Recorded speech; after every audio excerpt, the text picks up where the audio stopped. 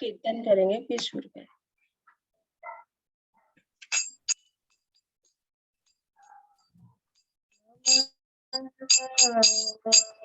विष्णुपदाय कृष्ण पृष्ठाय भूतले श्रीमते भक्तिवेदांत स्वामी इति नामिने।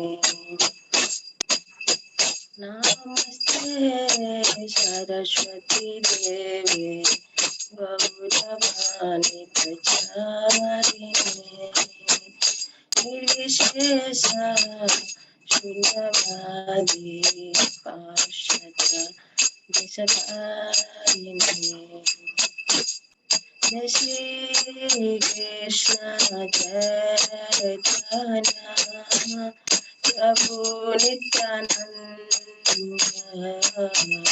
श्री अद्वैत गदाधर श्रीवासादि भक्तवृंद। हरे कृष्ण कृष्ण कृष्ण हरे हरे हरे राम राम राम हरे हरे हरे कृष्ण कृष्ण कृष्ण हरे हरे हरे राम राम राम हरे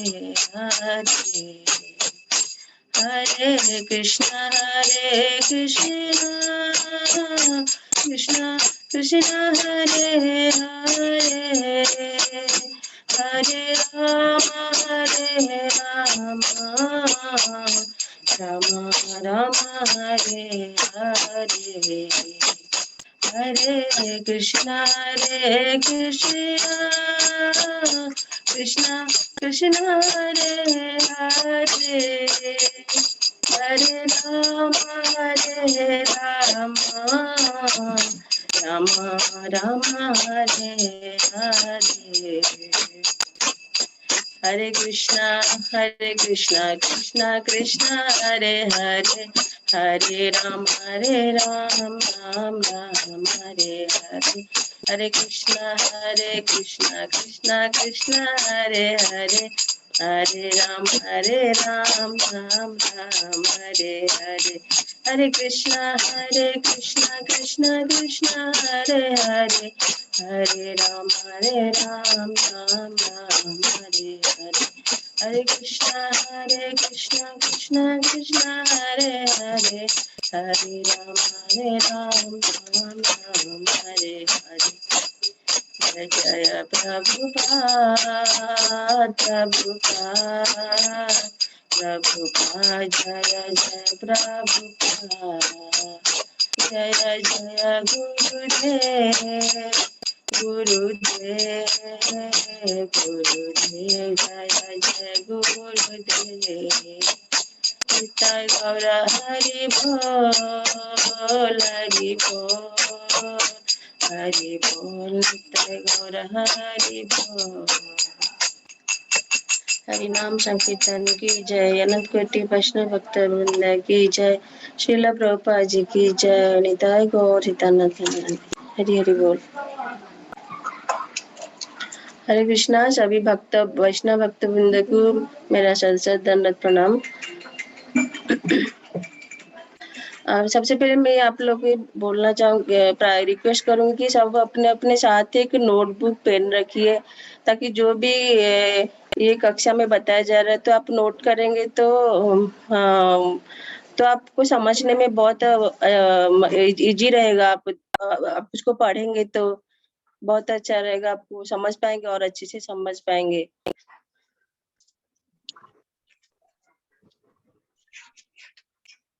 और अपना अपना वीडियो हो सके तो ऑन रखिए तो वीडियो, ताकि आप लोग को देखूंगी तो मुझे बहुत अच्छा लगेगा, आप लोग देख सकूंगी तो। हरे कृष्णा। सबसे पहले हम प्रेयर करेंगे। ओम अज्ञानतिमिरान्धस्य ज्ञानाञ्जनशलाकया चक्षुरुन्मिलितं येन तस्मै श्रीगुरवे नमः। श्रीचैतन्यमनोभीष्टं स्थापितं येन भूतले स्वयं रूप कदा मह्यं ददाति स्वपदान्तिकं। वन्देऽहं श्रीगुरु श्रीयुतपदकमलं श्रीगुरून् वैष्णवांश्च श्रीरूपं जाग्रतं सगुण रघुनाथं तं सजीवम् सादीतं सावधूतं परिजनचरितं कृष्ण चैतन्य देवं श्री राधा कृष्ण प्रधान सगण ललिता श्री विशाखान्ति च। हे कृष्ण करुणा सिंधु दीनबंधु जगतपते गोपेश गोपिका कांत राधा कांत नमस्तुते। तप्त कांचने गौरांगी राधे वृंदावनेश्वरी वृषभानुसुते देवी प्रणमामि हरिप्रिये। पंचाकल्पतरुवैश कृपा सिंधु एव च पतितानां पावनेभ्यो वैष्णवेभ्यो नमो नमः। जय श्री कृष्ण चैतन्य प्रभु नित्यानंद श्री अद्वैत गदाधर शिवासादि श्री गौर भक्तवृंद की जय। हरे कृष्ण कृष्ण कृष्ण हरे हरे हरे राम राम राम हरे हरे।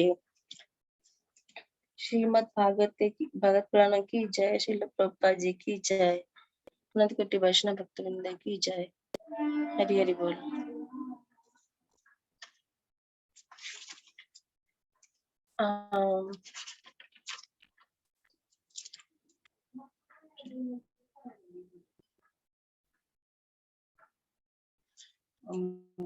कल हम लोग भगवद गीता के भूमिका और प्रथम अध्याय का शुरुआत करे थे।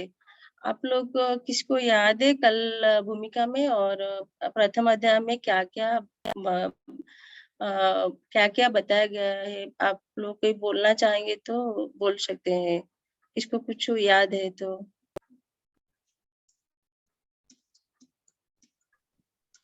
उसमें तो ये था कि अर्जुन जी पहले बोलते हैं कि मैं अपने लोगों को कैसे मार सकता हूँ, ये तो पाप होगा, फिर मैं जीऊंगा किसके लिए। और तब श्री कृष्ण कहते हैं कि जो आतताई होता है, 6 तरह के आतताई होते हैं, उनमें क्या बोलते हैं, जो भी 6 तरह के आतताई होते हैं उन्हें मार देना ही सही होता है, तभी हम लोग जी सकते हैं ये चीज। थैंक यू ऐश्वर्या माता जी, thank you very much. Ma'am मैं बहुत छोटी हूँ, मैं 18 ईयर्स की हूँ। नहीं भक्त में सब लोग बड़े हैं, कोई छोटे भी नहीं है। और भगवान के बारे में जो बता रहे तो वो सबसे बड़े हैं।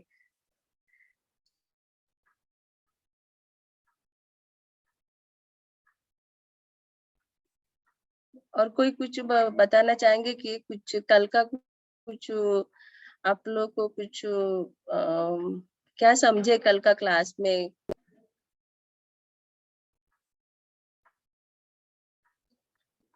तो आप लोग, इसलिए मैं अभी बोल रही थी कि आप लोग नोटबुक रखिए, पेन भी रखिए साथ में। आपको जो कुछ भी समझ में आ रहा बता रहे तो आप नोट कर सकते हैं, तो आपको अच्छा और भी अच्छे से समझ में आएगा। आप उसको बाद में पढ़ेंगे तो फिर हम लोग दूसरे दिन उसको फिर से चर्चा करेंगे, तो आप अच्छा याद रहेगा आप लोग को। मुझे भी बहुत याद रहेगा आप लोग के साथ चर्चा करके।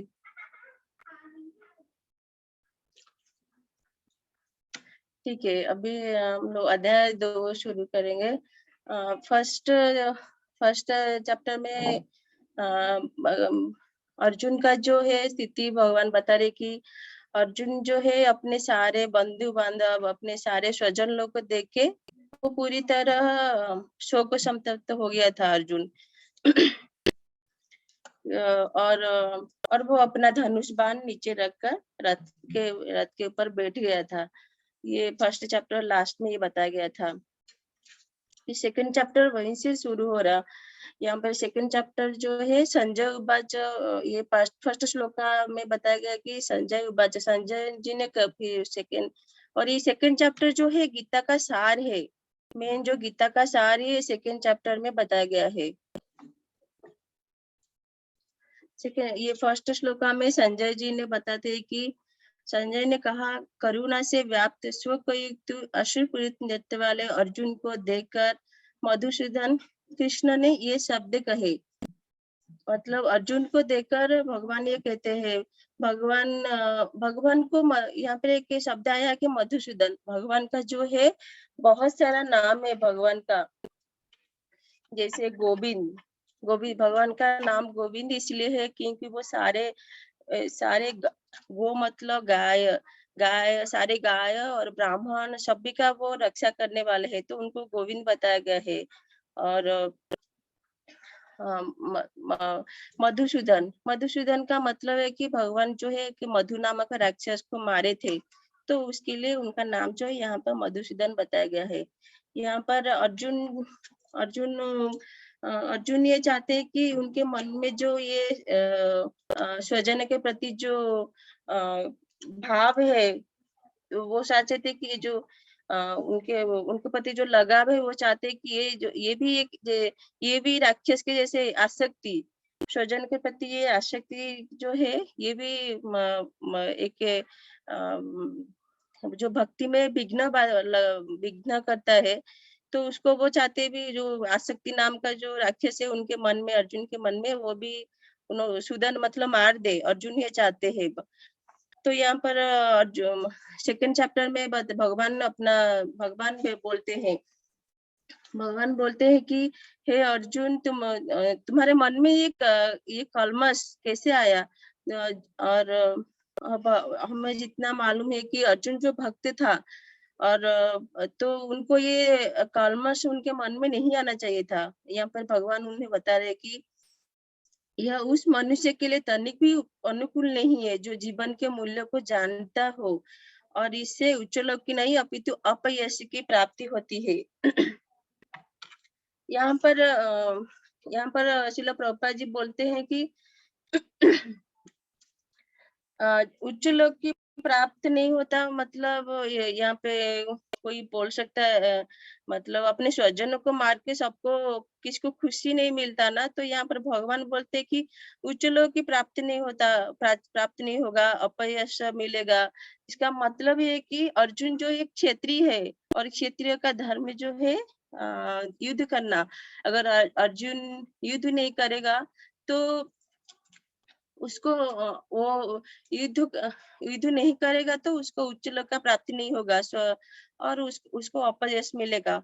अगर वो युद्ध करेगा तो उसको राज्य मिलेगा और लोग उसका यश ज्ञान करेंगे। तो इसीलिए यहाँ पर प्रभुपाद कृष्ण भगवान बोलते हैं कि क्षत्रिय का धर्म जो है वो करने से क्या है, अपयश नहीं मिलता, मतलब उसको उच्च लोक की प्राप्ति होता है, राज्य मिलता है और उसको यश मिलता है। तो तुम्हारे मन में ऐसे ये सब क्यों आ रहा? तुम तो जीवन के जो मूल्य को जानते हो, और वो अर्जुन जो है भक्त थे, इसलिए अर्जुन को ऐसे कृष्ण भगवान ऐसे पूछ रहे। फिर उसके बाद फिर इसमें बताया गया कि अगर क्षत्रिय जो है युद्ध अगर हार जाता है तो उसको उच्च लोक भी मिलता है, उच्च लोक हार जाएगा तो सॉरी, अर्जुन क्षत्रिय का लाभ है कि उसको अगर वो जीत जाएगा तो कीर्ति मिलेगा और उच्च लोक भी मिलेगा, और किंतु अगर युद्ध छोड़कर चला जाएगा तो उसको अपयश मिलेगा और पूरा इतिहास में उसको लोग कलंक के रूप में गिनित करेंगे उसका नाम, और उसका नाम बदनाम हो जाएगा, उसको अपयश मिलेगा और उसको ना राज्य मिलेगा, ना कीर्ति मिलेगा, ना स्वर्ग मिलेगा, और उसका नाम बदनाम हो जाएगा, अपयश मिलेगा। यहाँ पर कृष्ण भगवान अर्जुन को बोले कि अगर युद्ध में अगर ऐसे हार जाते तो ऐसा युद्ध से चला जाते तो युद्ध नहीं करे तो ये सब मिलेगा।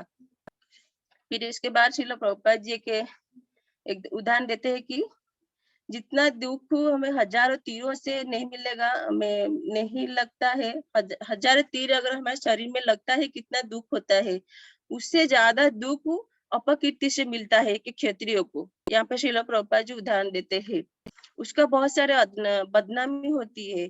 इसलिए अर्जुन अर्जुन को बोलते हैं कि ये तुम्हारा जो है मन की दुर्बलता है, ये तुम्हारे मन में ये दुर्बलता कैसे आया? यहाँ पर कृष्ण भगवान अर्जुन को बोलते हैं। फिर 3 नंबर में आया, हे पृथापुत्र हीन नपुंसकता को कैसे प्राप्त मत हो, ये तुम्हें शोभा नहीं देता। जैसे क्षत्रियो को ये सब शोभा नहीं देता, मतलब मेरे मुझे। और अर्जुन को यहाँ पर कृष्ण भगवान बोलते हैं शत्रुओं के दमन करता, शत्रुओं को जो दमन करता है वो कैसे युद्ध नहीं कर सकता, यहाँ पर कृष्ण भगवान अर्जुन को बोलते हैं। और फिर उसके तुम ये जो हृदय की जो दुर्बलता है ना, उसको त्याग कर युद्ध में अभी युद्ध के लिए खड़े हो जाओ। अर्जुन को कृष्ण भगवान उसको उकसा रहे उनको युद्ध करने के लिए।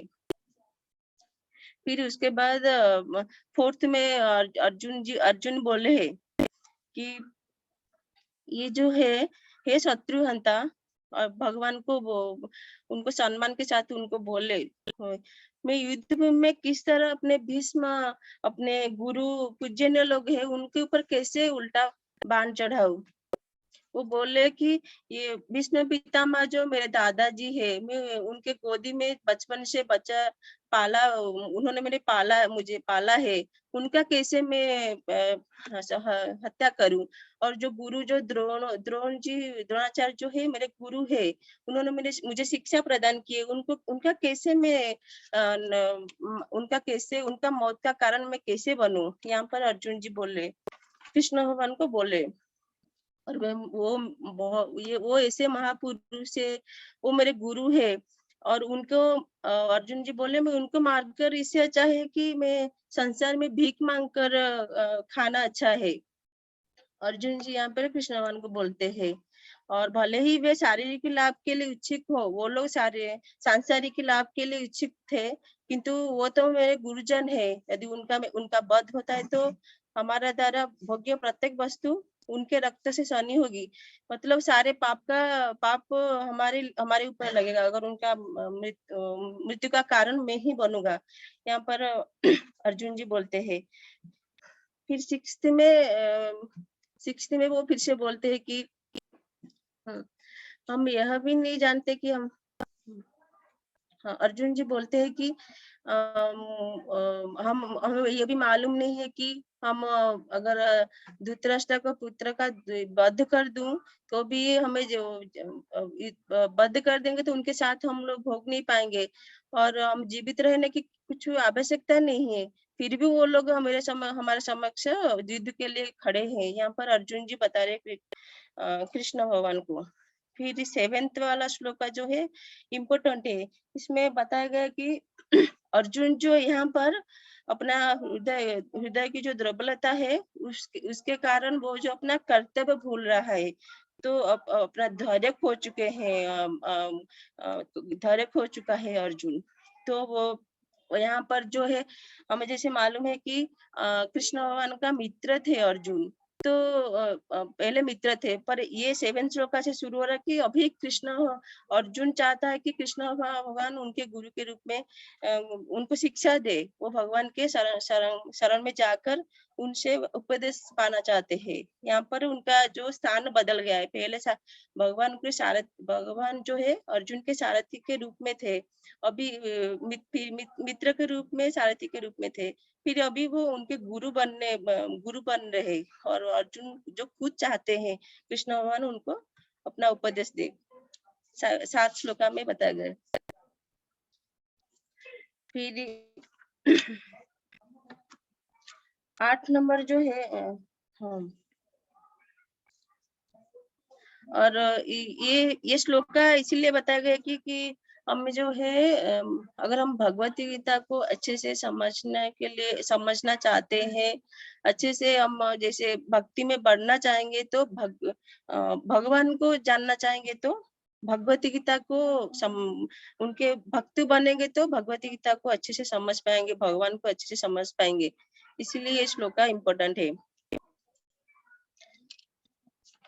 फिर अर्जुन जी का वही क्वेश्चन रहता है कि अब मुझे ऐसा कोई साधन नहीं दिख रहा कि जो मेरे इंद्रियों को सुख देने वाला है। ये सब तो मेरे शौक देने वाले ये सारे चीज।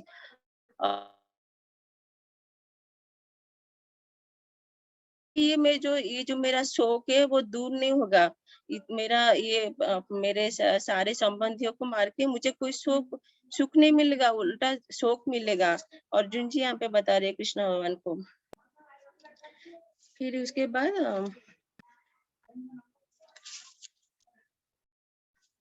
11th श्लोका से भगवान ने ये बोलते हैं कि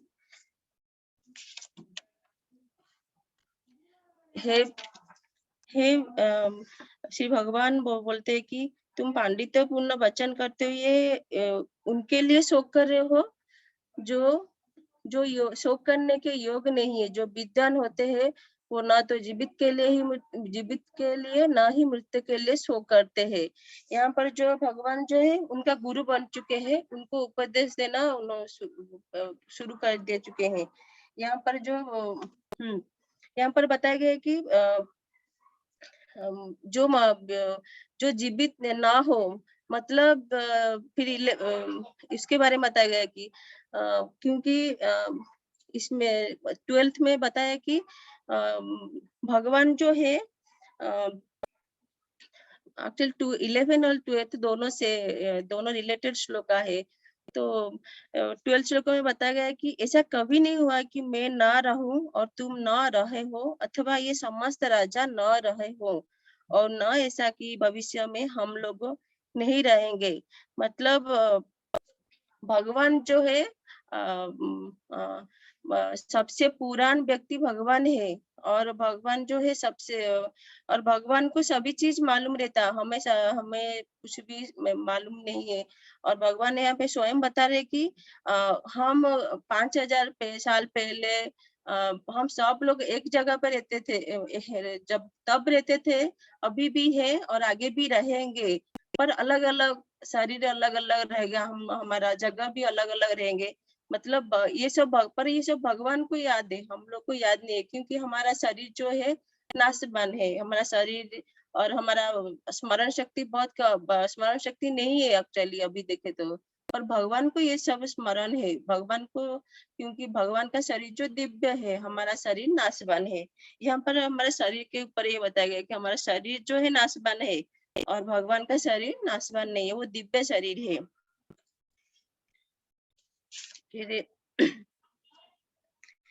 फिर ये श्लोका नंबर 13 में बताया गया कि पर शरीर बदलता रहता है, पर हमारा जो आत्मा है, आत्मा नहीं बदलता है। आत्मा शरीर बदलता है। शरीर मतलब एक शरीर से दूसरे शरीर चला जाता है, आत्मा उसको नया शरीर मिलता है। तो यहाँ पर 13 नंबर श्लोका में ये श्लोका पढ़ना चाहेंगे, सबसे इम्पोर्टेंट श्लोका है। देहिनोऽस्मिन् यथा देहे कौमारं यौवनं तथा देहांतर प्राप्ति धीरस्तत्र न मुह्यति। अनुवाद तात्पर्य श्रील प्रभुपाद की जय। जिस प्रकार शरीरधारी आत्मा इस वर्तमान शरीर से बाल्यावस्था से तरुणावस्था और तरुणावस्था में और फिर वृद्धावस्था में निरंतर अग्रसर होता रहता है, उसी प्रकार मृत्यु होने के पर आत्मा दूसरे शरीर में चला जाता है। धीर व्यक्ति ऐसे परिवर्तन से मोह को प्राप्त नहीं होता। यहाँ पर बताया गया कि हमारा शरीर जैसे हम यहाँ एक उदाहरण यहाँ पे बताया गया कि शरीर जैसे हम लोग सब लोग बचपन से जैसे हमारा शरीर में बहुत सारे बदलाव रहते हैं। पहले बहुत छोटे बच्चे थे, फिर उसके बाद स्कूल जाने का समय वो अलग है, फिर शादी का समय, फिर ऐसे धीरे धीरे अलग अलग शरीर में अलग अलग परिवर्तन होता रहता है। पर जो हमारे शरीर में जो आत्मा है, उसका कोई परिवर्तन नहीं होता है, और शरीर में परिवर्तन होता रहता है, आत्मा में कोई परिवर्तन नहीं होता है। आत्मा जो है दूसरे शरीर में चला जाता है। तो श्रील प्रभुपाद जी बोलते हैं कि तो इसलिए हमें यहाँ पर अर्जुन जी, इसलिए कृष्ण भगवान इसलिए अर्जुन जी को बोले कि तुम शोक मत करो, ना जीवित के लिए ना मृत्यु के लिए। फिर उसके बाद 14 नंबर श्लोका में बताया गया कि जो व्यक्ति ये जान लेता है, नहीं सॉरी 14 और 15 में बताया गया कि जैसे ऋतु जो है, हम ऋतु जैसे परिवर्तन होता रहता है, वर्षा, फिर शीत, फिर वसंत, फिर ग्रीष्म, ऐसे ऋतु जैसे परिवर्तन होता रहता है। हम उस परिवर्तन को हम लोग चेंज नहीं कर सकते हैं, और वो अपने आप परिवर्तन होता रहता है। और वैसे ही हमारा शरीर भी ऐसे परिवर्तन होता रहता है, पर आत्मा का परिवर्तन नहीं होता है। और यहाँ पर श्रील प्रहलाद महाराज जो है श्रीमद् भागवतम से ऐसे बताते हैं कि हमारे साथ जो सुख दुख जो है वैसे ही है, ऋतु के जैसे है। सुख आएंगे जाएंगे, नहीं चाहते हुए भी हमें दुख आएंगे। अगर हम कितना भी कोशिश करें सुख पाने के लिए, तो भी हमें दुख आएंगे। जब भी दुख आने का है आएंगे, जब सुख आने का है आएंगे। तो यहाँ पर मतलब यहाँ पर श्रील प्रभुपाद जी बोलते हैं कि मनुष्य को चाहिए कि ऐसे जो परिवर्तन होता रहता है उसमें विचलित नहीं होना चाहिए, उसको सहन करना चाहिए, नम्र होकर सहन करना चाहिए। 14 और 15 नंबर दोनों सेम मीनिंग है दोनों के। फिर उसके बाद मतलब अविचलित नहीं होना, सब सहन करना चाहिए। जो भी परिवर्तन हो रहा है हमारे जीवन में, उसको सहन करना चाहिए, अविचलित नहीं होना चाहिए। फिर उसके बाद 16 और 17 में बताया गया है कि ये जो भौतिक शरीर जो है नाशवान है, और आत्मा जो है और परिवर्तन होता रहता है, पर आत्मा का परिवर्तन कभी नहीं होता है। परिवर्तन मतलब वो उस दूसरा शरीर में चला जाता है, उसको कोई रोक नहीं सकता। हाँ, और हम अपने संबंधियों को देख के दुखी हो जाते हैं कि वो मर गया है, पर वो अपने संबंधियों को अपने आसक्ति के कारण हम देखते हैं कि वो व्यक्ति मर चुका है, तो हमें दुख लगता है। पर वो शरीर तो वैसा का वैसा रहता है, पर जब तक उसके शरीर में आत्मा है, तो वो मतलब वो शरीर उसका नाम है, सब है। अगर उसके शरीर में से आत्मा निकल गया है, तो उसको कुछ उसका वो व्यर्थ है वो शरीर। ये श्रील प्रभुपाद जी यहाँ पे बताए। जब तक पर हम लोग दुखी रहते हैं हमारे संबंधियों के, जब तक हमारे शरीर में आत्मा है तब तक हम एक्टिव रहते हैं। हम अपने शरीर के लिए मतलब अपने संबंधियों के लिए दुखी रहते हैं, और ऐसा बोलते दूसरों से प्रेम करते हैं, अपना प्रेम को बढ़ाते हैं। सभी चीजों के लिए हम बहुत सभी चीजों को पाने के लिए कठिन परिश्रम करते हैं। तो यहाँ पर वो थोड़े समय के लिए, जब तक ये शरीर में आत्मा है तब तक है, फिर उसके बाद सब व्यर्थ है। जैसे जैसे एक एग्जाम्पल है कि ड्राइवर एक गाड़ी, जो हम एक गाड़ी देखते हैं, गाड़ी तो ऐसे नहीं चल सकता ना, उसके सीट पे कोई रहता है, उसको चलाने वाले कोई रहना चाहिए। तो उसमें जो गाड़ी में जो है एक ड्राइवर रहता है गाड़ी को चलाने के लिए, वैसे ही हमारा शरीर को चलाने के लिए आत्मा जो है चलाता है। आत्मा है तो शरीर चलायमान है, नहीं तो वो निर्जीव है, जीवन शून्य है।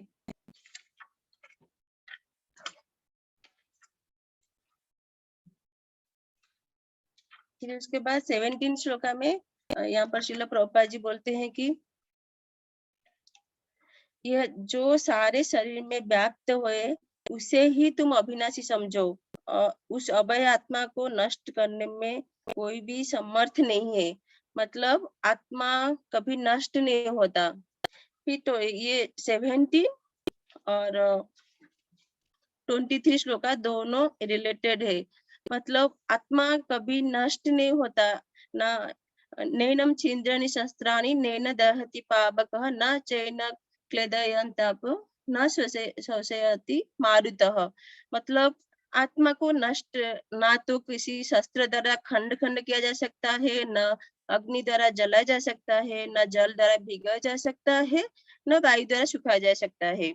आत्मा को कभी नष्ट नहीं कर सकते। शरीर नष्ट हो जाता है, हम कितना भी लाखों प्रयास करें उसको ऐसे अच्छे से रखने के लिए, पर जब मृत्यु हो जाएगा तो थोड़े दिन तक हम लोग डीप उसको मेडिकल में मिलता है ना, वो फ्रीजर में रखते, थोड़े दिन तक रहता है, बाहर निकलने के बाद वो शरीर नष्ट हो जाता है। पर आत्मा का नष्ट नहीं होता है, आत्मा दूसरे शरीर में चला जाता है। फिर ये 17 श्लोका में आत्मा के बारे में और थोड़ा डिटेल में बताए कि आत्मा का साइज क्या है। यहाँ पर श्रील प्रभुपाद जी बोलते हैं ये भगवत गीता में बताया गया कि आत्मा का साइज जो है बाल के जो अग्रभाग, बाल का जो अग्रभाग का 100 भाग, बाल का अग्रभाग मतलब वो दिखने में भी नहीं आता है, उसको उसका 100 भाग में विभाजित किए जाने के बाद जो रहता है वही बाल का साइज, वही आत्मा का साइज है। मतलब वो नहीं देख सकते, कितना भी आधुनिक चीज लाए तो भी नहीं दे सकते आत्मा को हम लोग। ऐसा साइज है आत्मा का, इसमें श्रील प्रभुपाद जी बोलते हैं। पर वही आत्मा अगर शरीर में रहेगा तो शरीर का चलायमान होता है, वही इतना सा नहीं दिखता, वही रहेगा तो शरीर चलायमान रहता है। फिर 18 में बताया गया कि फिर से वही सेम आया कि 18 और 19 आत्मा शरीर के बारे में बताया गया, आत्मा और शरीर के बारे में कि जो है अविनाशी, अप्रेमेय तथा शाश्वत जीव के भौतिक शरीर का अंत अवश्यांशी है। मतलब ये शरीर जो है नष्टवान है और और जो इस जीवात्मा को मारने वाला समझता है तथा इससे जो मरा हुआ समझता है वो दोनों अज्ञानी है। जो ये समझता है कि उसको मार दिए या मरवा दिए तो उसको ये भगवत गीता में बताया कि वो अज्ञानी है, क्योंकि आत्मा न तो मारता है न मारा जाता है।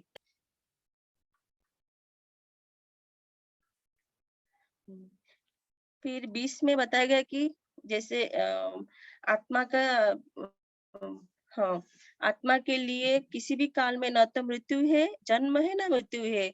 वह न तो कभी जन्मा है, न जन्म लेता है, न जन्म लेगा। वह अजन्मा है, नित्य है, शाश्वत है, पुरातन है। शरीर मारे जाने पर वह मार नहीं जाते। मतलब आत्मा अजन्मा है, उसका वो पुराना है, नित्य है, मतलब वो शाश्वत है, तो और बहुत पुराना है आत्मा, तो उसको कोई मार नहीं सकता और ना किसके द्वारा वो मारा जा सकता है आत्मा को। यहाँ पर एक बताया गया कि शरीर में जो है 6 प्रकार परिवर्तन होता है। जैसे वो माता के गर्भ में जन्म लेता है, कुछ काल तक रहता है, बढ़ता है, कुछ उत्पन्न करता है, धीरे धीरे वो क्षण होता है, अंत में उसका शरीर समाप्त हो जाता है। किंतु आत्मा, ये सब शरीर का परिवर्तन है, पर आत्मा में ऐसे परिवर्तन नहीं है। आत्मा तो अजन्मा है, पर वो भौतिक शरीर में जब वो आता है तो भौतिक शरीर में जब वो रहता है तो वो चलायमान रहता है भौतिक शरीर। जब पर आत्मा ना तो जन्म लेता है ना मरता है। और जैसे हम लोग जानते हैं कि जिसका जन्म होता है उसका मृत्यु भी होती है, तो आत्मा का तो जन्म नहीं है तो मृत्यु कैसे आएगा। यहाँ पर श्रील प्रभुपाद जी बोलते हैं, और आत्मा का ना भूत है, ना वर्तमान है, ना भविष्य है। वो नित्य है, शाश्वत है तथा सनातन है आत्मा।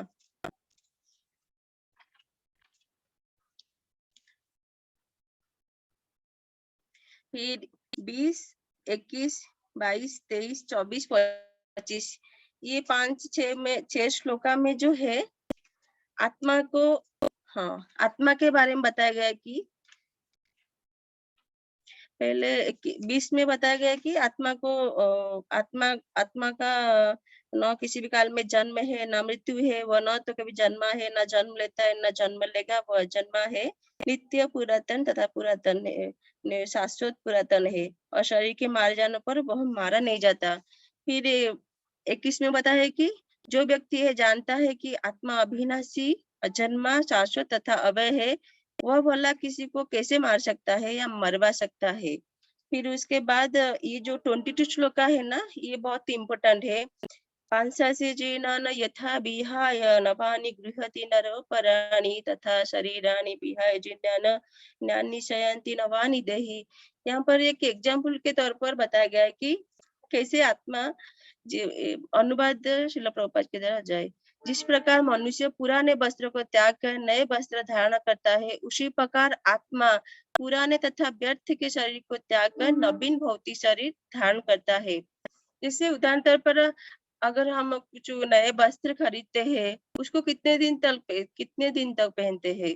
जब तक वो थोड़ा पुराना ना हो जाता तब तक पहनते हैं। पुराना होने के बाद वो कपड़े को हम फेंक देते हैं, वो कपड़े को नहीं पहनते हैं।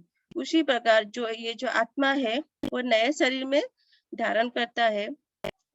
जब शरीर पूरा तन मतलब जीर्ण हो जाते हैं, वृद्धावस्था हो जाता है, मतलब अब जीने लायक नहीं है, शरीर जो है रहने लायक नहीं है, तो वो शरीर से निकल जाता है, त्याग कर देता है और वो नया शरीर में प्रवेश करता है आत्मा। फिर उसके बाद 23 में बताया कि आत्मा का जो गुण उसके बारे में बताया गया कि आत्मा न तो किसी शस्त्र द्वारा खंड-खंड किया जा सकता है, न अग्नि द्वारा जला जा सकता है, न जल द्वारा भिगोया जा सकता है, न वायु द्वारा सूखा जा सकता है। और 24 में बताया कि यह आत्मा अखंडित तथा अधुनाशील है।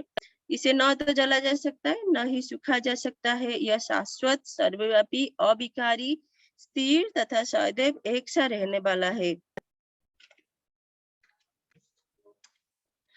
हम यहाँ पर जो है आत्मा के बारे में बताया गया, जैसे हम लोग अभी देखे कि आत्मा का साइज ऐसा है, उसको कैसे कौन ऐसे कुछ भी नहीं कर सकता उसका ना क्योंकि जो वो दिव्य है, शाश्वत है, वो जैसे भगवान जैसे दिव्य शाश्वत है, तो ये भी शाश्वत है और पुरातन है, तो उसको कौन मार सकता है? आत्मा को कोई मार नहीं सकता। यहाँ पे आत्मा का जो गुण है उसके बारे में बताया गया है।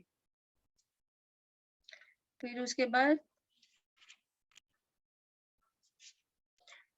26 से 27, 28, 29 में इसमें यहाँ पर 28 तक बताया गया है कि यहाँ पर भगवान ने ये सब आत्मा के बारे में बताने के बाद वो बोले कि यदि तुम यह सोचते हो कि आत्मा तथा जीवन का लक्षण सदा जन्म लेता है, सदा मरता है, तो हे महाबाहु, तुम्हारे शोक का कारण कोई कारण नहीं है, क्योंकि अगर आत्मा मरता नहीं है, अगर आत्मा जन्म लेता रहता है, शरीर बदलता रहता है, तो उसमें कोई कुछ शोक का कारण नहीं। यहाँ पर जो है भगवान अर्जुन का जो शोक का कारण जो है उसको सुलझाने के लिए भगवान बता रहे। और भगवान बता रहे कि 27 में कि जिसने जन्म लिया है उसका मृत्यु तो सुनिश्चित है और मृत्यु के पश्चात पुनर्जन्म भी सुनिश्चित है, क्योंकि जैसा पुनर्जन्म सुनिश्चित इसलिए क्योंकि हम जैसा कर्म करेंगे दूसरे जन्म में हमें वैसा ही शरीर मिलता है, तो पुनर्जन्म तो निश्चित है। अतः अपने अपरिहार्य कर्तव्य का पालन करने में तुम्हें कोई शोक नहीं करना चाहिए। यहाँ पर भगवान अर्जुन को बोले तुम्हें कुछ शोक नहीं करने की जरूरत नहीं है, क्योंकि वो लोग मर क्योंकि आत्मा का कोई मृत्यु नहीं है, शरीर का तो मृत्यु निश्चित है। फिर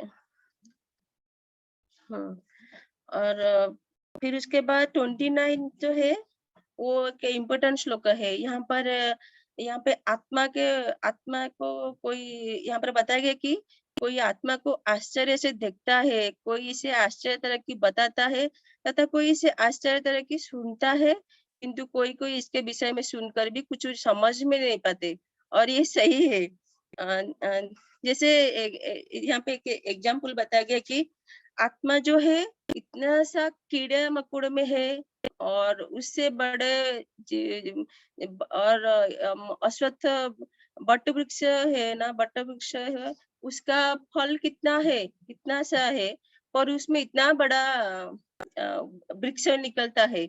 मतलब बहुत बड़े शरीर में विशालकाय वृक्ष में जो आत्मा है इतना सा छोटे जो कीड़े मकोड़े उनमें भी आत्मा है। तो ये आश्चर्य की बात हो सकता है ना। तो सब लोग तो इसीलिए यहाँ पर कृष्ण भगवान बताते हैं कोई आत्मा को आश्चर्य से देखता है और कोई कोई ये सब देखता है और सुनता भी है और कोई कोई ये सब सुनकर भी कुछ समझ में नहीं पाते और ये सही है। हाँ, फिर उसके बाद 30 और 30 हम 30 में 30 और 30 में बताया गया है कि फिर से जब भगवान उनको बोलते हैं कि हे भरतवंशी, शरीर में रहने वाले देह को कभी बद्ध नहीं कर, देही को मतलब आत्मा को कभी बद्ध नहीं कर सकते, बद्ध नहीं होता, तो इसे शोक करने की कुछ आवश्यकता नहीं है। यहाँ पर जो है अर्जुन जी को कृष्ण भगवान उनको जो शंकाएं है वो पूरा निवारण कर रहे हैं, क्योंकि अर्जुन जो है उनके गुरु, अर्जुन उनके शिष्य के रूप में अभी है उनके सामने, तो गुरु का जो कर्तव्य है कि गुरु अपने शिष्य का जो शंका है, जिज्ञासा है, वो पूरा डाउट जो क्लियर करना है, गुरु का कर्तव्य है। फिर उसके बाद 31 जो है 31 टू 38, इसमें जो है क्षत्रिय का जो धर्म है और उसको क्षत्रिय का धर्म क्या है, उसका क्षत्रिय का धर्म पालन करने से उसको क्या लाभ है, इसके बारे में बताया गया है। 31 में बताया गया कि जो क्षेत्रीय होने के नाते जो अपने विशिष्ट धर्म का विचार करते हुए तुम्हें जानना चाहिए कि धर्म के लिए युद्ध करने से बढ़कर तुम्हारे लिए अन्य कोई कार्य नहीं है, अतः तुम्हें संकोच करने की कोई आवश्यकता नहीं है। यहाँ पर कृष्ण भगवान बोलते हैं कि क्षत्रिय का जो धर्म है युद्ध करना और युद्ध के लिए क्रोध का जरूरत है। तो यहाँ पर कृष्ण भगवान उनको बता रहे कि तुम्हारा कर्तव्य है कि क्षत्रिय का कर्तव्य युद्ध करना, अपना परिवार का पालन पोषण करना, इसमें से ही मिलता है। और यदि तुम अपने स्वधर्म को संपन्न नहीं करेंगे तो तुम निश्चित रूप से अपने कर्तव्य का उपेक्षा करने का पाप लगेगा। मतलब यहाँ पर कृष्ण भगवान उनका जो स्वधर्म जो अपना नियत कर्तव्य क्या है उनके बारे में बता रहे, और वो ना करने से क्या मिलेगा उसके बारे में बता रहे। तो यहाँ पर भगवान बोल रहे कि नहीं करोगे तो पाप लगेगा, अगर अपना कर्तव्य नहीं निभाओगे तो, और अपने योद्धा के रूप में तुम अपना यश खो देगे। यहाँ पर कृष्ण भगवान उनको बोले। फिर 34 में भी बोले, लोग तुम्हारा सदैव अपयश का वर्णन करेंगे और सम्मानित व्यक्ति के लिए अपयश जो है मृत्यु से भी बढ़कर है। किसी का कोई सम्मानित व्यक्ति है उसका निंदा करेंगे तो वो तो उसका जो मृत्यु से बढ़कर है उसका, जब उसको निंदा करेंगे तो। यहाँ पर अर्जुन जी को कृष्ण भगवान वही बता रहे। और वो भी और ये भी बता रहे, जो लोग अभी तुम्हारे यश की मतलब तुम्हारा गुणगान किया है, तुम्हारा सम्मान किया है, वही लोग सोचेंगे कि तुम युद्ध भूमि से युद्ध छोड़कर अभी वापस घर जा रहे हो, अपना घर जा रहे हो, इससे वो लोग तुम्हें तुच्छ मानेंगे। मतलब जो लोग सम्मान करे थे वही लोग अभी बोलेंगे कि मतलब वही लोग अभी तुम्हारा मतलब अपयश करेंगे, तुम्हें तुच्छ मानेंगे, और ये सही है।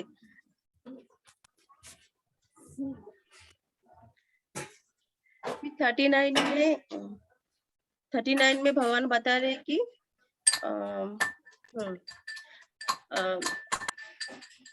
यहाँ मैंने वैश्विक अध्ययन मतलब सांख्य द्वारा इस ज्ञान का वर्णन किया है। अब निष्काम भाव से कर्म करना बता रहा हूँ, उसे सुनो हे वृद्धापुत्र, यदि तुम ऐसे ज्ञान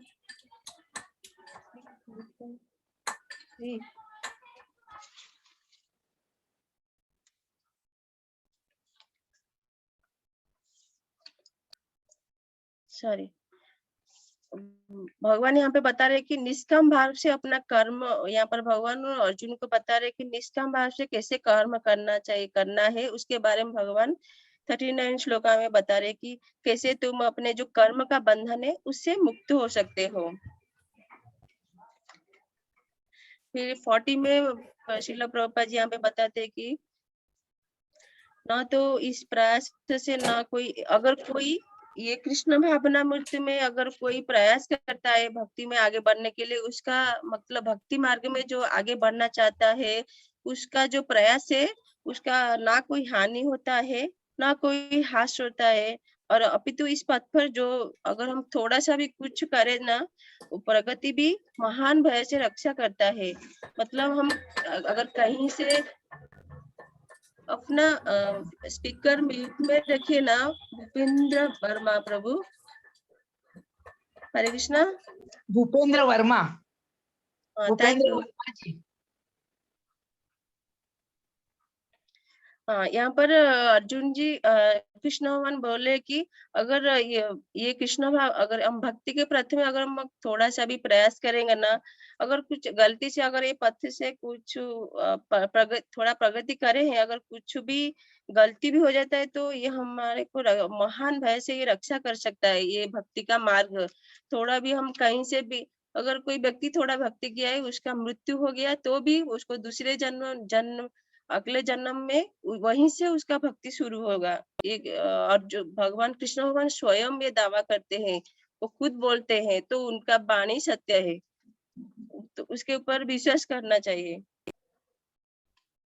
फिर 41 श्लोका में बताया गया एक ये श्लोका मैं पढ़ना चाहूँगी। व्यवसात्मिका बुद्धि एकः कुरुनन्दन बहुशाखा हि अनन्ता च वृद्धय अवयसानिम्। अनुवाद श्रील प्रभुपाद की जय। जो इस मार्ग पर चलते हैं वे प्रयोजन में दृढ़ रहते हैं और उनका लक्ष्य भी एक होता है।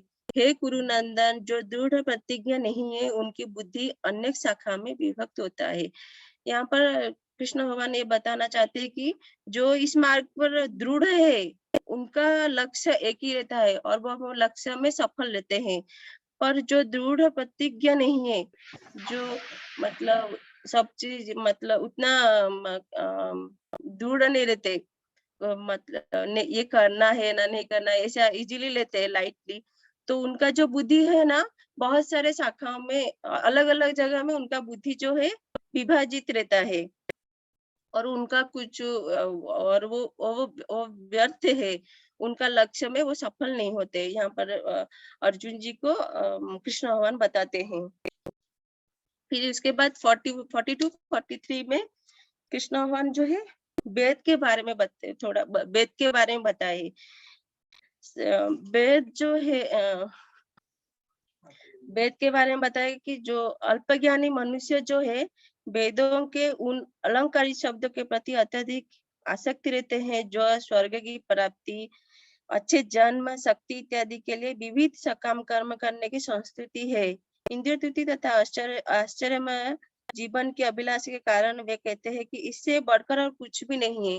एक्चुअली वेद का प्रयोजन क्या है? वेद का प्रयोजन है भगवान कृष्ण को जानना है और उसमें वेद में जो है सभी चीजों के बारे में बताया गया है।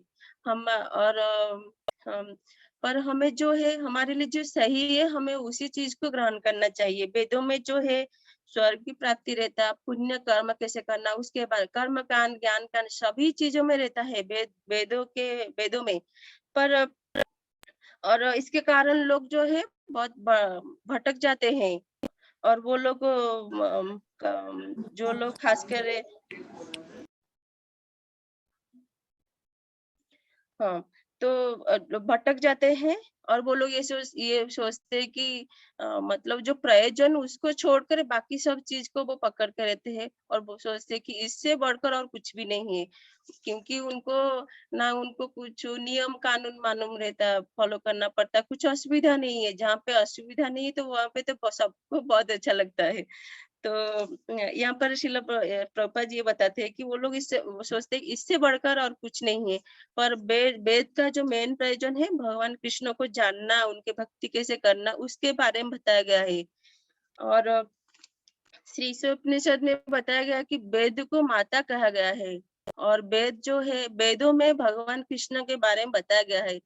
अगर हमें किसी अपने पिता के बारे में जानना चाहेंगे तो अपने माँ से ही पूछ माँ ही हमें अपने पिता के बारे में बता सकते हैं। तो वेद जो हमारे माता है, तो वेद हमें बताता है कि भगवान कृष्ण ही हम सभी के पिता है, सभी के पिता है, सभी जीवों के पिता है। और वेद में ये सब बताया गया है और दूसरे चीज में बताया गया है। पर जहाँ पे हमें सारे सुविधाएं मिलती है हम उसी चीजों को सबसे पहले वही चीज को देखते हैं और भगवान के भक्ति करने के लिए बहुत सारे कठिनाई रहते हैं। ऐसे लगता है कठिनाई रहता है, तो लोग उसके प्रति ज्यादा ये ध्यान नहीं देते हैं। जो जिसमें ज्यादा कष्ट है वो चीज को नहीं दे उस तरफ नहीं जाते हैं। और ये चीज जो है स्वर्ग की प्राप्ति, स्वर्ग में रहना, ये सब तो बहुत आनंद की चीज है, तो उसमें वो लोग ज्यादा खुश रहते हैं। और इसके कारण जो है 44 में बताया कि जो लोग इंद्रिय भोग तथा भौतिक ऐश्वर्य के प्रति अत्यधिक आसक्ति होने से ऐसी वस्तुओं से मोहग्रस्त हो जाते हैं, उनके मनों में भगवान के प्रति दृढ़ निश्चय नहीं होता। तो ऐसे चीजों में रहेंगे तो भगवान के प्रति उनके मन में भक्ति नहीं रहेगा, दृढ़ निश्चय नहीं रहेगा ऐसे लोगों का।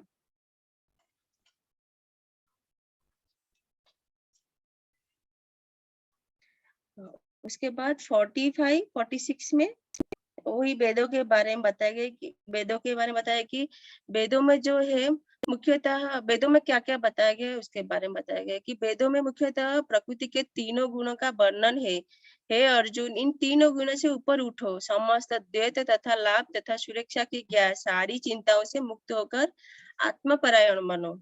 यहाँ पर भगवान कृष्ण स्वयं बोल रहे कि वेदों में क्या-क्या है और वेदों में वेदों में 3 गुण है और तीनों गुणों से ऊपर उठना शुद्ध सतो रजो तमो 3 गुण है।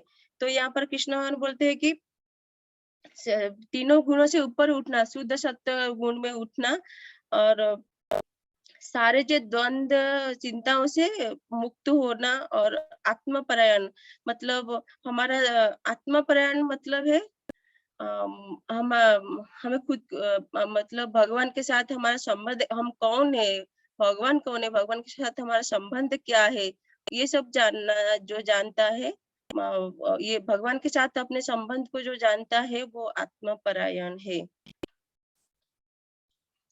फिर 46 में बताया गया कि जैसे एक छोटे से कूप का सारा कार्य एक विशाल का जलाशय से तुरंत पूरा हो जाता है, इसी प्रकार वेद के आंतरिक तात्पर्य को जानने वालों को उनके सारे प्रयोजन सिद्ध हो जाता है। मतलब वेदों का जो मेन प्रयोजन है, जो ये जानता है उसके जो उसका वो जितना वो मनुष्य सिद्ध हो जाता है, उसका सारे प्रयोजन, उसका जो सारे इच्छाएं पूरा हो जाता है। मतलब पूर्णतः कृष्ण भावना मूर्ति में आगे रहता है। फिर 47 श्लोका में बताया गया कि ये श्लोका तो सब लोग आप सुने होंगे। कर्म निवादा कारिष मा फलेषु कदाचन मा कर्म फल हेतु भूमा ते संगत कर्मणि। ये श्लोका तो सब लोग सुने होंगे कि इसका मीनिंग है कि तुम्हें अपना कर्म करने का अधिकार है, किंतु कर्म के फलों फलों के तुम अधिकारी नहीं हो। तुम न तो कभी अपने आप को कर्म के फल का कारण मानो, न ही कर्म न करने में कभी आसक्त हो। यहाँ पर कृष्ण भगवान अच्छे से क्लियर बता रहे,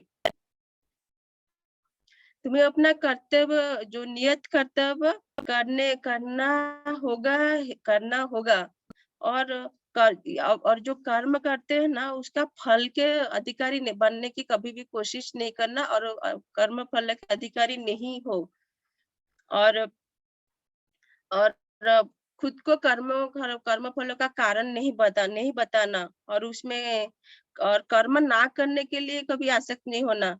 जैसे लोग रहते हैं जो काम करने के लिए कभी भी तैयार नहीं रहते, मिल जा रहा तो बस काम करने की जरूरत नहीं।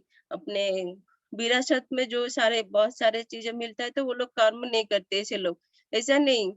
यहाँ पर हाँ, यहाँ पर जो है बताया गया कि 3 प्रकार जो कर्म है उसके बारे में बताया कि पहला जो है कर्म अपना स्वधर्म मतलब जो जैसे शास्त्रों के विधि विधान के अनुसार जो अपना स्वधर्म नियत कर्म करता है, अपना परिवार का पोषण करता है, वो कर्म है, स्वधर्म है। फिर दूसरा है विकर्म जो शास्त्रों के विधि विधानों को विधि विधान को ना मानते हैं, अपने मनमानी ढंग से जो कर्म करता है वो विकर्म। और उसके बाद लास्ट में अकर्म। अकर्म मतलब जो शास्त्रों के विधि विधानों के अनुसार अपना कर्म करता है, यानी कृष्ण भावना भावित कर्म करता है, वो अकर्म कहा जाता है। कर्म अगर कर्म पहला जो कर्म है ना उसमें भी अगर हम फल पाना चाहेंगे तो कर्म का फल कर्म बंधन में लगता है और विकर्म में जो कर्म का फल रहता है वो भी बंधन का कारण रहता है। ये दोनों में बंधन का कारण रहता है, कर्म बंधन का कारण रहता है। पर जो अकर्मा है, वो अकर्मा वो हमें बंधन का कारण नहीं बनाता है, क्योंकि हम जो है अपना सारा कार्य केवल भगवान के तुष्टि के लिए कर रहे, उनको अपना केंद्र में रखकर कर रहे।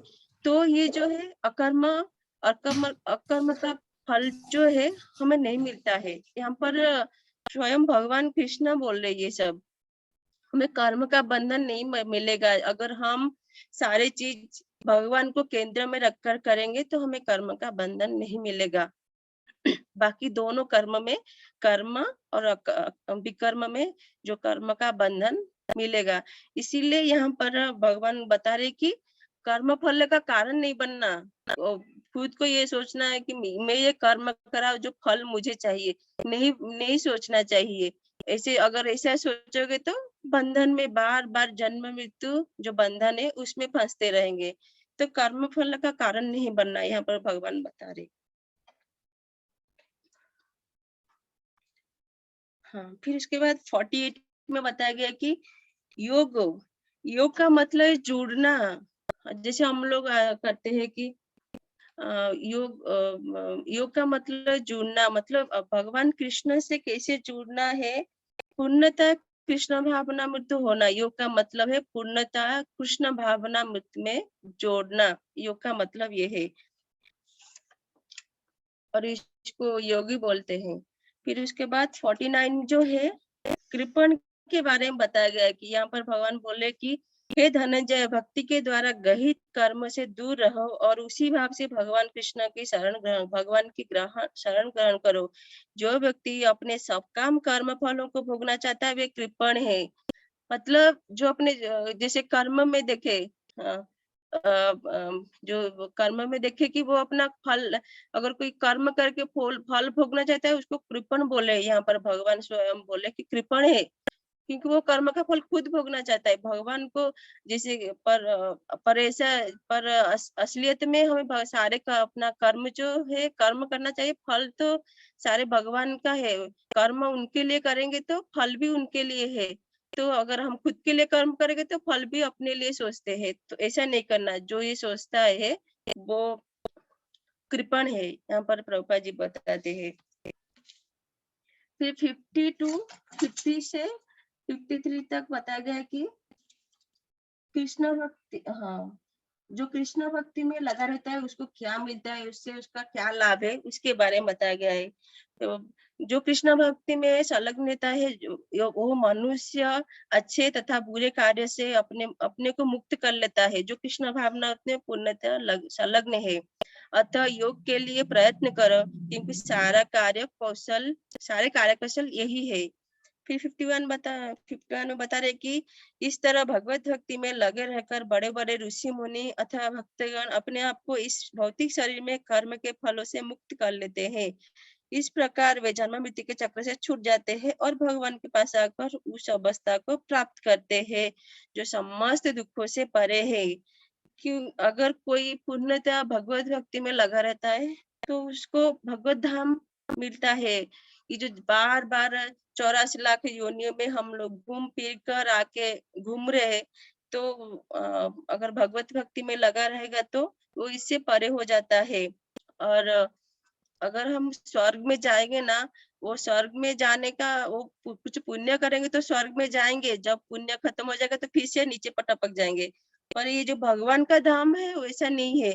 उधर उधर खाली एक ही चीज रहता है, भोगने का कुछ नहीं है। खुद भोग्य का पदार्थ बनेंगे, मतलब भगवान को कैसे, उनको कैसे संतुष्टि करेंगे, हमारा प्रयोजन वही रहेगा। तो तो इससे हमें कुछ कर्म बंधन नहीं मिला, कुछ भी नहीं रहेगा, खाली हमारा मन में वही रहेगा कैसे भगवान कृष्ण को तुष्टि करना। तो ये सबसे और उसमें कुछ दुख नहीं है, उसमें सुख ही सुख है। यहाँ पर भगवान बोले जो इसमें लगे रहते हैं ये समस्त दुखों से परे रहते हैं, भगवत भक्त। फिर 52 में बताया गया कि जब जब तुम्हारी बुद्धि मोह रूपी सघन बनों को पार कर जाएगी तो तुम सुने हुए तथा सुनने योग्य योग सबके प्रति अन्यमनस्क हो जाएंगे। फिर इसके बाद 53 में बताया कि जब तुम्हारा मन वेदों की अलंकारी भाषा से विचलित न हो वह आत्म साक्षात्कार की समाधि में स्थिर हो जाए, तब तुम्हें दिव्य चेतना प्राप्त हो जाएगी। जैसे यहाँ अभी मैं बताया कि पूर्णतः कृष्ण भावना मूर्ति बन जाएंगे तो समाधि समाधि मतलब यहाँ पर एक समाधि शब्द आया है। समाधि मतलब जो है पूर्णतः कृष्ण भावना मूर्ति में संलग्न रहना मतलब समाधि है। आत्म साक्षात्कार का सर्वोच्च विधि जो जान लेता है वह उसको समाधि में स्थित व्यक्ति समझा जाता है। उसके बाद अर्जुन 54 में बताया गया कि समाधि स्थित व्यक्ति का क्या लक्षण है, वो कैसे रहता है, क्या बोलता है। 54 श्लोक में ये बताया गया है। यहाँ पर अर्जुन बोलते हैं, कृष्ण आध्यात्म में लीन चेतना वाले व्यक्ति स्थित प्रज्ञ का क्या लक्षण है, वो कैसे बोलता है तथा उसकी भाषा क्या है और वो किस तरह बैठता है और चलता है। फिर ये स्थित प्रज्ञ का लक्षण के बारे में अर्जुन जी पूछ रहे भगवान कृष्ण को। फिर उसके बाद 55, 56, 57, 58, 59 जो है भगवान कृष्ण यहाँ पर बता रहे कि जो पूर्णतः जो कृष्ण भावना में लगा हुआ है वो व्यक्ति जो है अपने मन में जो खुद के जो इंद्रिय तृप्ति के जो कामना है वो त्याग देखता है। ये शुद्ध स्थित प्रज्ञ का व्यक्ति का लक्षण है। जो समाधि में स्थित व्यक्ति है वो स्थित प्रज्ञ व्यक्ति है। उसका लक्षण क्या है उसके बारे में बताया गया है कि भगवान यहाँ पर खुद बोलते हैं कि जो इंद्रिय तृप्ति के जो सारे जो कामना है उसको त्याग देता है स्थित प्रज्ञ व्यक्ति, और उसका वो सभी तरह से शुद्ध हो जाता है। उसका मन आत्मा संतोष हो जाता है और वो विशुद्ध चेतना को प्राप्त करता है, स्थित प्रज्ञ कहलाता है। फिर उसके बाद बोले कि वो सारे जो ताप मतलब सारे दुख कष्टों से वो मुनि के बारे में बताया गया है कि जो वो भगवान कृष्ण हम यहाँ पर बताया गया है कि स्थित प्रज्ञ लोगों को उसको मुनि कहा गया है क्योंकि वो सिर्फ भगवान कृष्ण को अपने मन में मतलब यहाँ पे बताया गया कि जो त्रय तापों के होने पर भी मन में विचलित नहीं होता अथवा सुख में प्रसन्न नहीं होता, जो आसक्ति भय तथा क्रोध से मुक्त है वो स्थिर मन वाला मुनि कहलाता है। मतलब ये सब चीजों से जो मुक्त है, ना वो विचलित होता है, ना सुख में दुख में प्रसन्न विचलित होता है, ना दुख सुख में प्रसन्न होता है, और उसको भय नहीं है, आसक्ति नहीं है, क्रोध नहीं, जो इन सब से मुक्त है वो स्थित प्रज्ञ स्थित मन वाला मुनि कहलाता है। और 58 में बताया गया कि जो भौतिक जगत में जो व्यक्ति न तो शुभ के प्रति हर्षित रहता है, न अशुभ के प्राप्त होने पर उसे घृणा करता है, वह पूर्ण ज्ञान में स्थिर होता है। यहाँ पे स्थित प्रज्ञा मुनि के बारे में उसका लक्षण क्या है उसके बारे में बताया गया है।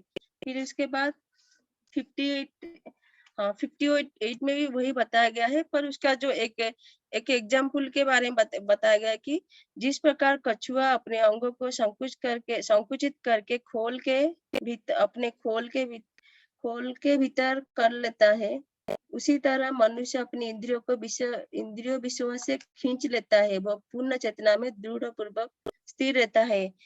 यहाँ पर जो है अपने इंद्रियों को विषैला सांप के जैसे बताया गया है।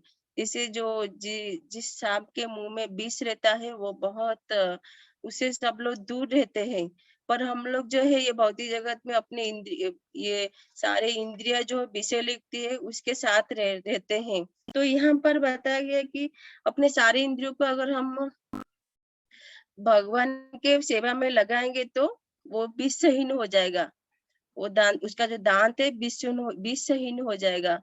और तो यहाँ पर कछुआ का जो एग्जाम्पल बताया गया कि जो स्थित प्रज्ञ मुनि जो है वो उसको जब भी जरूरत है वो इंद्रियों को लगाता है उस चीज में, मतलब जो देखता है आगे मेरे लिए कुछ खतरा है तो उसी चीज से वो दूर हटा लेता है स्थित प्रज्ञ मुनि। जैसे कछुआ लोगों को देखता है तो अपना सारा शरीर अंदर खींच लेता है, अपना मुंह उसका पैर सब अंदर चल खींच लेता है। वैसे ही स्थित प्रज्ञ मुनि जो भक्त है ना, वो देखता है उसको कुछ आगे खतरा है, कुछ मतलब जो उसके भक्ति में कुछ बाधा चीज है, तो वो खुद को उस चीज में संयोग नहीं करता, वो बढ़ता नहीं उस चीज में, खुद को उससे दूर रखता है। फिर इसके बाद 49 में बताया गया कि देहधारी जीव इंद्रिय भोग से भले ही निवृत्त हो जाए, पर उसमें इंद्रिय भोग की इच्छाएं बनी रहती है। लेकिन उत्तम रस के अनुभव होने से ऐसे कार्य करने बंद कर देता है और भक्ति में स्थिर हो जाता है। हम अपने जो इंद्रिय भोग जो है इसको इंद्रिय भोग को जबरदस्ती ऐसे कम कर सकते, इच्छा को कम नहीं कर सकते। बहुत क्या बोले तो बहुत वो ये है अ, जाड़ी है, मतलब वो इतना जल्दी नहीं जाता है। पर वो इच्छा को जो है, पर अगर जब वो शुद्ध भक्ति के स्तर पर आता है तो उत्तम रस, मतलब भगवान कृष्ण के दिव्य भक्ति में वो जब लगा रहता है तो उसमें उसमें अलग रस रहता है। अलग जैसे हम लोग पूजा पाठ करने के टाइम में हमारा मन बहुत अलग रहता है, शांत रहता है, वैसे उत्तम रस होने के बाद मनुष्य जो अपना इंद्रिय भोग की इच्छाओं को मतलब ऐसे कार्य को बंद कर देता है और वो भक्ति में स्थिर रहता है।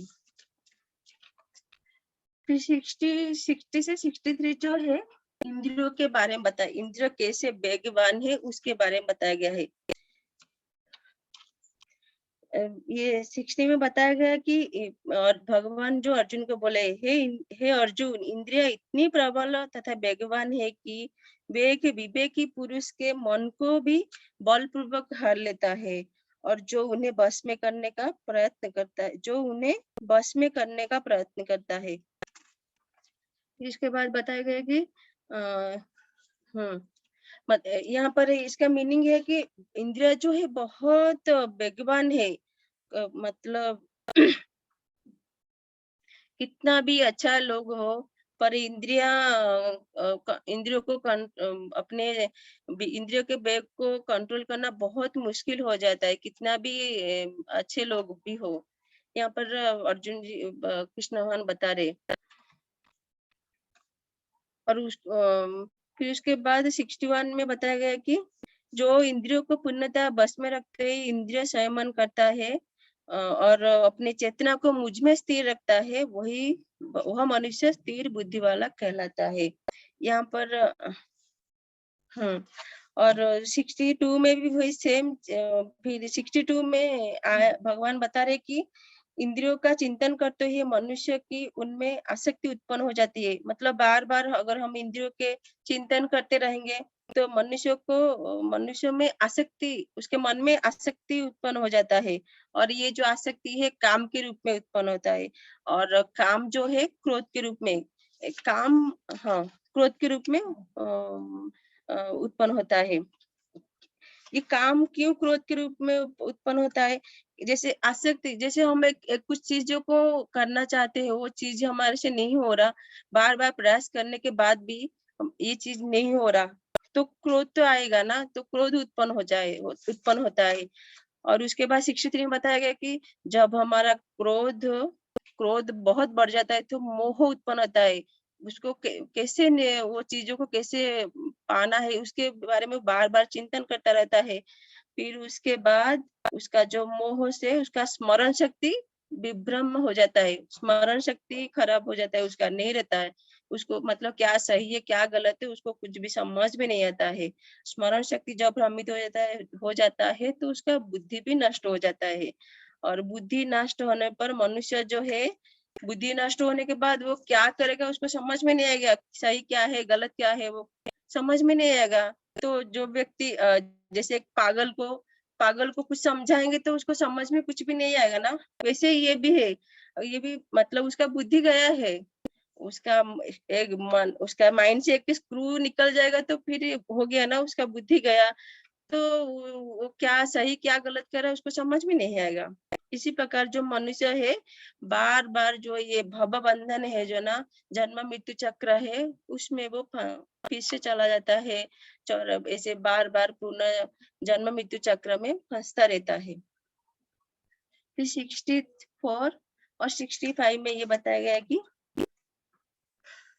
हुँ, आसक्ति और वैराग्य से मुक्त व्यक्ति क्या करता है, उसको क्या लाभ मिलता है। यहाँ पर श्रील प्रभुपाद जी बोलते हैं, जो किंतु समस्त राग तथा द्वेष से मुक्त एवं अपनी इंद्रियों को स्वयं द्वारा बस में करने में समर्थ व्यक्ति भगवान की पूर्ण कृपा प्राप्त करता है। और इस प्रकार जो कृष्ण भावना अपने तुष्ट व्यक्ति के लिए संसार में जो तीनों ताप नष्ट हो जाता है और ऐसी तुष्ट चेतना होने पर उसकी बुद्धि जो है शीघ्र स्थिर हो जाता है। जो कृष्ण पूर्णतः कृष्ण भावना मुक्त में तुष्ट है, भावित है, उसका तीनों ताप नष्ट हो जाता है। उसमें तीनों तीनों ताप का कुछ प्रभाव नहीं रहता है और ऐसे उसका चेतना ऐसा रहेगा तो उसका बुद्धि जो है स्थिर रहता है, उसका बुद्धि सही रहता है। हुँ। फिर उसके बाद 69, 70, 71, 72 में ऐसे बताया गया कि जो पूर्णतः कृष्ण भावना व्यक्ति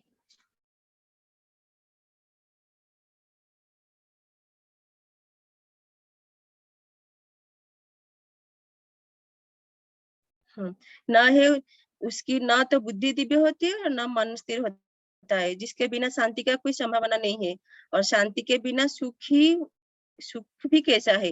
मतलब जो पूर्णतः जो भगवान के साथ उसका संबंध क्या है, उसको क्या करना चाहिए, क्या नहीं करना चाहिए, वो उसके बारे में कुछ मालूम नहीं रहता, तो उसका दिव्य बुद्धि भी सही नहीं है, दिव्य नहीं होता है, उसका मन भी अस्थिर रहता है, अशांत रहता है।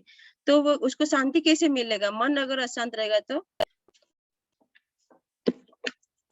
वो उसको मन अगर अशांत रहेगा तो उसको शांति कैसे मिलेगा? फिर उसके बाद 67 में बताया गया है कि इंद्रिया है जो है इन किस प्रकार इंद्रिया जो है हमारा जैसे यहाँ पर एक एग्जाम्पल बताया है कि जैसे पानी में तैरती जो नाव पानी में एक नाव तैरता रहता है उसको जो एक वायु दूर बहा ले जाता है। उसी प्रकार अगर हम किसी एक ही इंद्रिय विषय पर अगर ध्यान करेंगे तो हमारा मन एक ही इंद्रिय विषय के ऊपर अगर मन निरंतर उसी चीज के ऊपर ध्यान करेगा तो मनुष्य का बुद्धि चला जाता है, उसका ध्यान सिर्फ उसी चीज में रहेगा, उसका बुद्धि चला जाता है, बुद्धि हर लेता है इंद्रिया। तो इसीलिए यहाँ पर फिर 68 में भगवान बता रहे कि अतः हे महाबाहु जिस पुरुष की इंद्रिया अपने अपने विषयों से सब प्रकार से विरत होकर उसके बस में है, उसी की बुद्धि निस्संदेह स्थिर है। मतलब इंद्रिय विषय से वो दूर रहता है, आसक्ति नहीं रहता है, तो उसका बुद्धि स्थिर रहता है। फिर उसके बाद आत्मनिरीक्षक मुनि के बारे में बताया गया कि जो सभी जीवों के लिए जो रात्रि है वो आत्म संयमी के लिए जागने का समय है और जो समस्त जीवों को जागने का समय है वो आत्मनिरीक्षक मुनि के लिए रात्रि है। जैसे मतलब ज्यादातर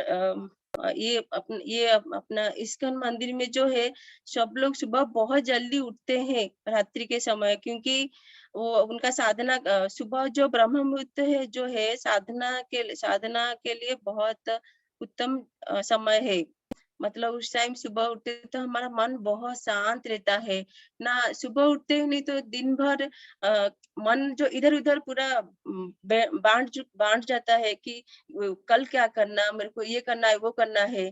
तो इसलिए यहाँ पर भगवान बताते हैं कि सुबह-सुबह जो है मन शांत रहता है, तो सुबह के टाइम पे ही हमें अपना साधना करना चाहिए।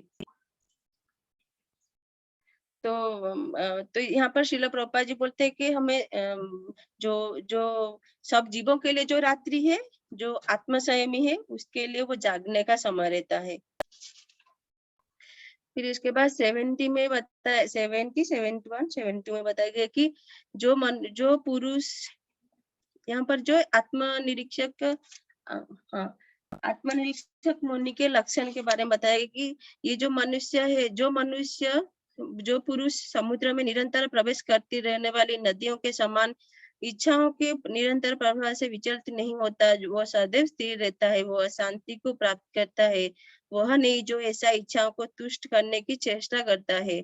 मतलब आत्मनिरीक्षक मुनि जो है उसका मन हमेशा शांत रहता है, क्योंकि वो भक्ति में सदैव स्थिर रहता है।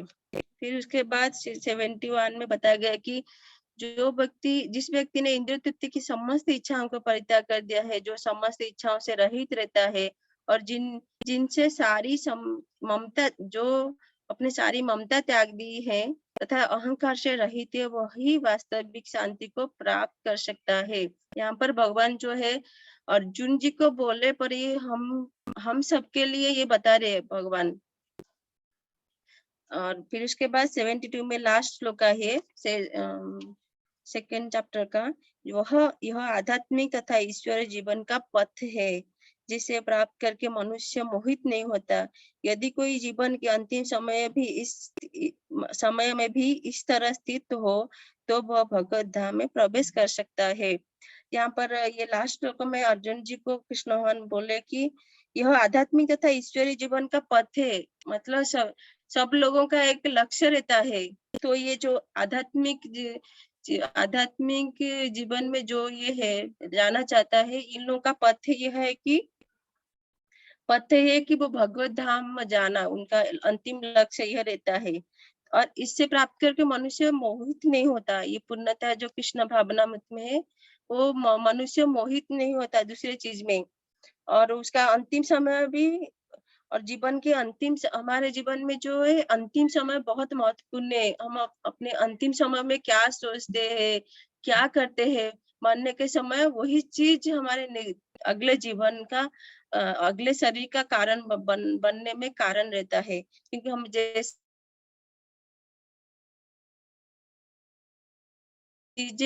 वही चीजें हमारे दूसरे शरीर में हमें मिलता है। तो यहाँ पर भगवान बता रहे हैं कि अंतिम समय में जो है पूर्णतः कृष्ण भावनामृत में स्थित है, वह भगवत धाम में प्रवेश कर सकता है। थैंक यू सब लोगों को बहुत बहुत धन्यवाद। हमारा ये सेकंड चैप्टर पूरा हो गया। कल थर्ड चैप्टर करेंगे, कर्म योग। अगर मुझसे बोलने में कुछ गलती हुई तो मुझे माफ करना। एक्चुअली मेरा लैंग्वेज अलग है, मैं एक्चुअली उड़िया हूँ, तो मुझे हिंदी थोड़ा आप लोगों को शायद अलग लग रहा होगा थोड़ा लैंग्वेज आप लोग को, तो मुझे माफ करना। थोड़ा मुझे गलतियां हो जाती है बोलने में। हरे कृष्णा, थैंक यू। हरे हरे कृष्णा। हरे कृष्णा। बोल हरे कृष्णा। थैंक यू माताजी। Hare Krishna, dear devotees. Mataji, Hare Krishna, Dandavat Pranam. Thank you so much for the class, Mataji. It was a wonderful class. Devotees, आप सभी के लिए एक अनाउंसमेंट है। कल से आप लोगों को लिंक जो है ग्रुप में नहीं आएगा, बिकॉज जैसे मैंने ग्रुप में मैसेज डाला था, राइट, दैट ग्रुप जो है रिमूव कर दिया जाएगा। रीजन बीइंग, हम लोग यूजुअली ब्रॉडकास्ट सिस्टम फॉलो करते हैं। ये ग्रुप टेम्परेरी हमने बनाया था। ओके, ब्रॉडकास्ट सिस्टम इज हम लोग बहुत सारे रजिस्ट्रेशन होते हैं तो हम सभी को एक साथ भेजते हैं। तो लिंक सिर्फ उन्हीं डिवोटीज को मिलता है जिनके उसमें कॉन्टैक्ट सेव है। ये ब्रॉडकास्ट का रूल होता है। ओके, इसमें हम कुछ कर नहीं सकते हैं। इसलिए आपको व्हाट्सएप ग्रुप में जो भी मैसेज सेंड कर रहे हैं, आप उस नंबर को सेव कर सकते हैं। अगर आप सेव नहीं करेंगे तो हम अपने यहाँ से लिंक भिजा देंगे, बट आप तक पहुंचेगा नहीं। सो इट्स अ रिक्वेस्ट कि आप सभी लोग जो व्हाट्सएप ग्रुप में इस्कॉन कुकटपल्ली का नंबर है वो आप सेव कर लीजिए इस्कॉन कुकटपल्ली के नाम से। एंड अगर आप लोगों के पास जस्ट एक क्वेश्चन, आप सभी के पास गीता अवेलेबल है क्या? घर पे आपके साथ है गीता, भगवत गीता आप बुक में है। आपके साथ है? Very nice. अगर किसी को भी बुक्स गीता बुक नहीं है आपके पास भगवत गीता, तो अगर आपको ऑर्डर करना है तो we do take online orders. Book का प्राइस 200 रुपीज। एंड अगर आप इन द सिटी है या फिर national international courier services, everything is charges अलग अलग है for courier charges. Within India it is 50 rupees courier charges. International location से कोई है तो आप प्लीज मुझे पर्सनली पिंग कर सकते हैं इस्कॉन कुकटपल्ली के ग्रुप में, सॉरी इस्कॉन कुकटपल्ली के नंबर पे। ओके, सो हम लोग आपको कोरियर भी कर देंगे। Okay, so thank you so much dear devotees. I will hand it over to Lavang Sakhi माता जी। Thank you. राधे राधे। हरे कृष्णा। हरे कृष्णा। थैंक यू माता जी। अगर आप लोग का कुछ ये चैप्टर में कुछ क्वेश्चन है तो आप पूछ सकते हो। मैं मुझसे जितना होगा मैं कोशिश करूंगी आप लोग का प्रश्न का उत्तर देने के लिए। आपको कुछ प्रश्न है क्या आपका?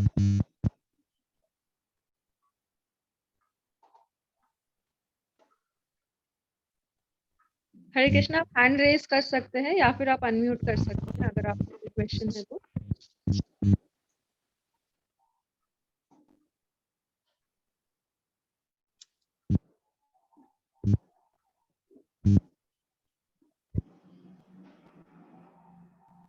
Okay, I think no questions माता जी। So, आप लोगों को रिकॉर्डिंग्स मिल जाएगी दोनों क्लासेस बाय टुडे इवनिंग या फिर आपको टुमारो मॉर्निंग तक दोनों रिकॉर्डिंग्स अवेलेबल रहेंगी। हरे कृष्णा। माता जी धन्यवाद। वैष्णव प्रणाम कर दीजिए। धन्यवाद सब लोग, बहुत बहुत धन्यवाद। आप बैठ के सुन रहे हैं। धन्यवाद आपको भी। हरे कृष्णा। हरे कृष्णा। कल्पतरुभ्यश्च कृपा सिन्धुभ्य एव च पतितानां पावनेभ्यो वैष्णवेभ्यो नमो नमः। अनंत कोटि वैष्णव वृंद की जय। शिला प्रभुपाद की जय। भगवान सखी माता जी की जय। हरे कृष्णा। नहीं नहीं माता जी, एक्चुअली ये हमारे सब बड़े बड़े वैष्णव लोग हैं, वो लोग मुझे प्रेरित कर रहे, प्रोत्साहित कर रहे बोलने के लिए, तो उनके वजह से मैं कर पा रही हूँ यहाँ पे। माला हरग्रेश माला माला माता जी, हरग्रेश गौरव प्रभु जी, विजय लक्ष्मी माता जी, सब लोग मुझे प्रोत्साहित कर रहे बोलने के लिए। मेरा कुछ नहीं है, आप लोग का मदद है। Thank you. हरे कृष्णा। माता जी दंडवत प्रणाम। बहुत अच्छा आपका क्लास। हरि बोल। हरि बोल।